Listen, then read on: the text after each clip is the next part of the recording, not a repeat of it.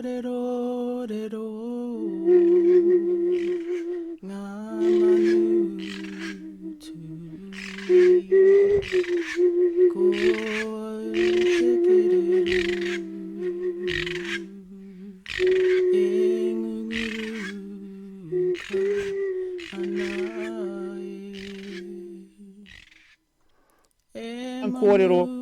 is that Pōkākā. There was such an abundance of kākā there that when you looked up through the canopy during harvest time, you couldn't see the daylight coming through the canopy. But the other kōrero is Te Pō o Te Kākapō, and that's from my grandmother. And she told me that at Pōkākā, that's the last place where the last kākapō was taken from.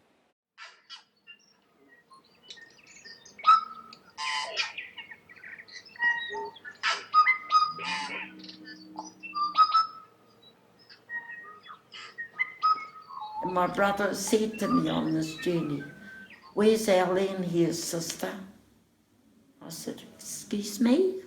He said, "Where's our whenua?" I said, "Brother, look all around you, as far away as you see.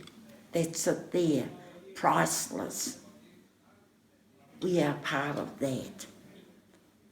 If they take that, they're taking us." In the bush, I noticed a decline in every species of bird known to our lands, from the little birds especially, the fantail, the robins. Those little fellows used to follow us around the bush all the time. You scuff the ground, take 3 steps, and they'd be all there looking for the insects underneath where you've just scuffed up the ground. So in terms of how do we provide a canopy for all that is underneath the trees, the giants of time have been cut down a long time ago.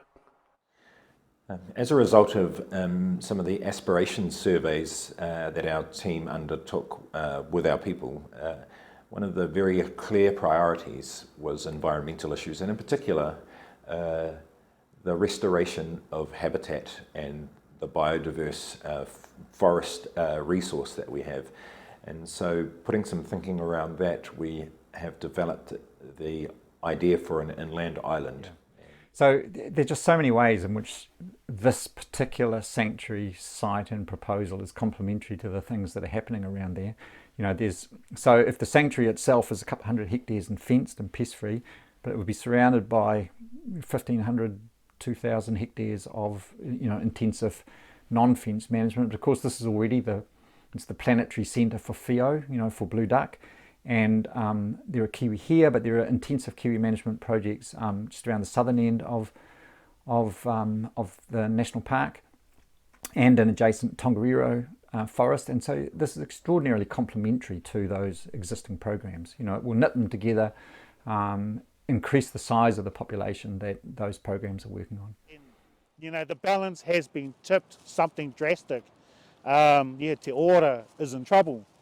And so our responsibility today is to bring back that balance for our elder relations of the ngahere, the trees, the birds, the insects, everything, and even the wai. We need to look after that wai and bring it back to a suitable level so that our tuakana of the wai can come back and repopulate the place. The government says they have all the answers. The scientists say they have all the answers. Our people had the answers back in the day because they were the first conservationists. The sanctuary is a place of multi-species pest control for ecosystem recovery. So this is for recovering lots of things: plants, lizards, invertebrates, birds. And so our definition excludes sort of things just for species. But they are also very important. But it does mean that we can talk about sanctuaries in an ongoing, clear way. For any sort of eco-sanctuary project, it's got to go on forever. It's not something that's just a short-term thing. So we need to build a really good story, and we need to do a really good feasibility that makes sure that what we're saying we can do, we can actually do. And we've got to be able to sort of excite and build trust in the community that what we're doing is worthwhile and can be done. Just talking to the people that are on the trust board, they've all got a common idea of what they want, because quite often people have really different ideas and it's really hard to bring it together. Life is about Wainuiārua, life is about balance. If you don't have that and you try and work in the physical world, you wonder why you get run down. You need both.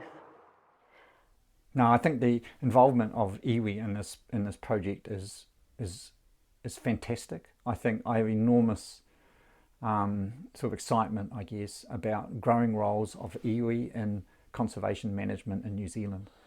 The ngahere and the awa is the whole essence of the people here. Everything that you were, you got from either there or there. They were the two providers, but you also looked after it. And we, unlike today, where we think, oh, we'll use that, we were part of it. Our thinking was different. We fitted into what was here.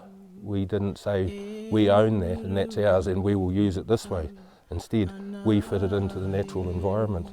And we were not a whole lot different to the birds of the sky.